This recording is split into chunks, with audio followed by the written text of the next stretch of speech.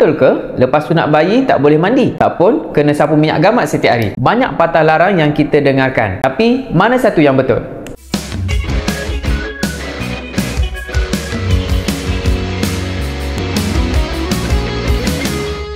Assalamualaikum dan salam sejahtera. Saya Dr. Hisham. Sebagai seorang doktor, saya selalu tengok ramai ibu bapa yang keliru macam mana cara sebetulnya untuk jaga baby lelaki yang sunat. Jadi, hari ini saya akan gunakan pengalaman saya untuk membongkar mitos dan berkongsi fakta yang mungkin berguna untuk semua. Mitos pertama, tak boleh mandi 3 hari.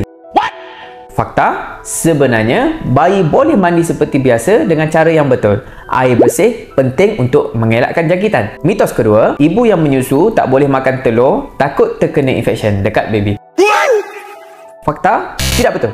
Makanan ibu tidak menyebabkan luka anak dijangkiti kuman. Jangkitan berlaku kalau luka tidak dijaga dengan bersih. Ibu menyusu boleh makan seperti biasa termasuk telur. Malah, protein dari telur membantu kesihatan dan penyembuhan. Mitos ketiga, bayi tak boleh bergerak banyak. Fakta, bergerak sikit-sikit adalah normal. Malah, baik untuk elak bengkak yang terlalu lama. Sekarang, mari saya kongsikan cara-cara penjagaan luka yang betul dan selamat. Pertama, sentiasa basuh tangan anda sebelum menyentuh luka. Ini adalah langkah paling asas untuk mengelakkan jangkitan kuman. Kedua, perhatikan tanda-tanda jangkitan. Segera bawa anak anda berjumpa doktor jika anda melihat pertama, kemerahan atau bengkak yang semakin merebak. Dua, luka mengeluarkan nanah atau cecair yang berbau busuk.